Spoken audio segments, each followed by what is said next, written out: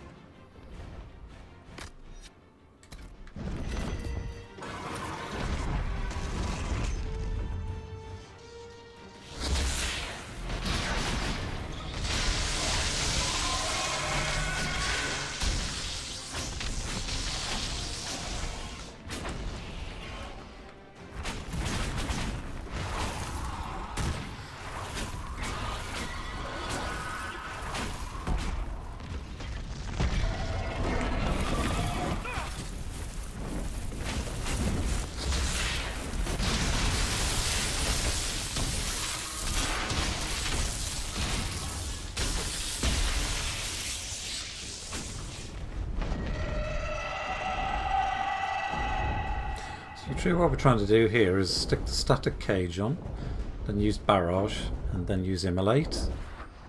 So you can chain 3 one after the other, so it kind of maximises damage.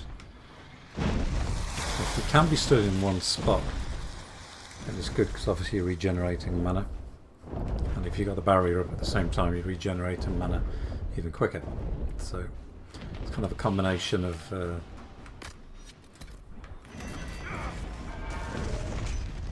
can I?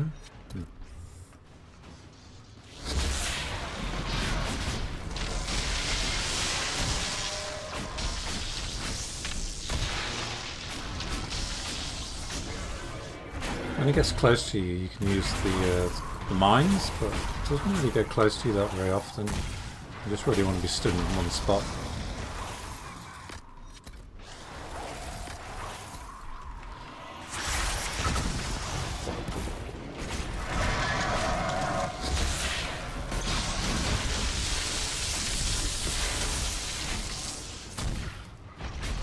When he does hit the mines, it's a bonus. But see if we can get one on him there. There we go, 6,000 damage. So.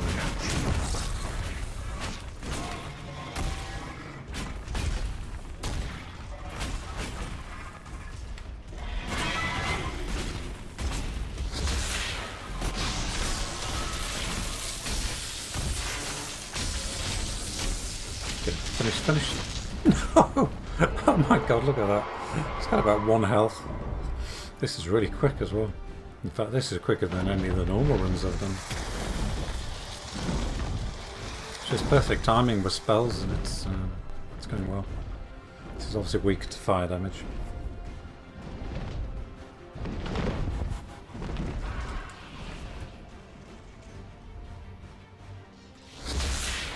And dead.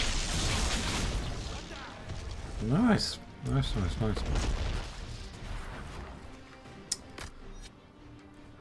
So you can see we used 3 magic potions there. Could have got another one on that, but as you can see, it's a nightmare. And the character rec for this is really simple. It works so well. What you want to be doing, I'm level 22 now, so obviously I've got a couple of spare points. Get the barrier up as quick as you can. So you want that one on for the cooldown reduction. Mana regeneration, and that for the bigger one. If you haven't got enough skill points, don't bother with that one. Just try and keep with the rejuvenating barrier. Now this is a must-have virtually in every mage build, I'd say, particularly for solo targets, because it lowers their resistance to the magic staff even more. Conductive current, because you do more damage for all of the mana you're missing. Gathering Storm for the cooldown reduction, which is a great help. And the static cage with this passive here, electric damage. So every time that you hit them with that barrage, they get struck by lightning, so it virtually doubles up the damage. So it's really, really good. Nice and simple on the fire build. You could use either one of these two, I go with Wildfire purely because of the way it fits in with that cycle. This is a really good one as well, because every time you use a spell, 1 second reduction. And the Fire Mines, when you do hit with the Fire Mines, they do hit pretty hard. I mean, I've seen about 8,000 damage for the ones I've been using. So it's nice and simple. If you've got enough points, obviously you want to use Fade Step just to get away from that near death when he breathes fire or cold or anything on you. That's just an extra skill point for when you're standing still. More mana. So it's really, really handy to have that on as well as the barrier. So it's a nice simple build, just no specialization skills at all. And it works really, really well. Now tributes wise, magic on 56, willpower on 36. That keeps up my attack nice and high. You can see the attack damage 99%, so that's really, really good. Critical's only on 51 and critical chance is only on 22, so if you had critical chance much higher, then obviously that would work a little bit better. But for the stuff I'm using, which I can't show, it's not letting me show. Oh, there we go. So for the stuff I'm using, which is the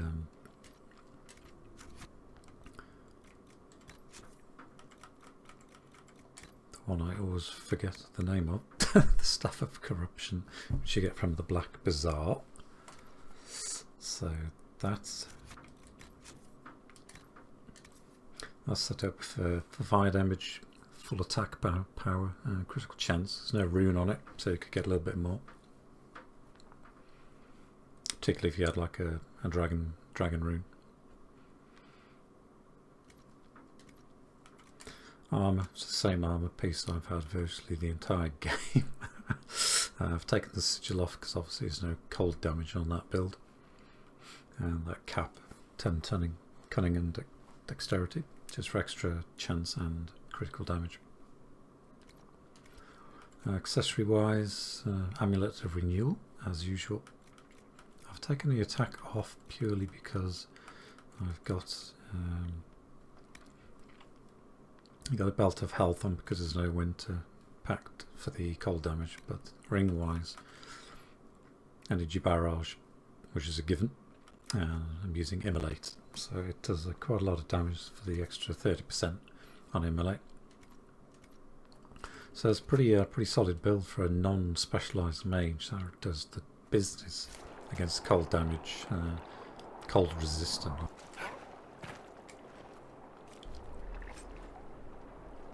So the drops we get, Grenade Belt, Staff of the Void, Emeralds, Heavy Armour. You've got the Sigil of Deathroot here for plus 10 attack, so if you're not bothered about that healing bonus, then you could stick that in front of the 10% damage. So as usual, just for tuning in, I'm going to be doing Anthem stuff from the 25th, particularly for the 2 demos. So I'll see you again soon with the next 2 dragon kills, and then I think I'm probably going to knock it on the head with Dragon Age and do a few other things. So I'll catch you again soon. Cheers, bye.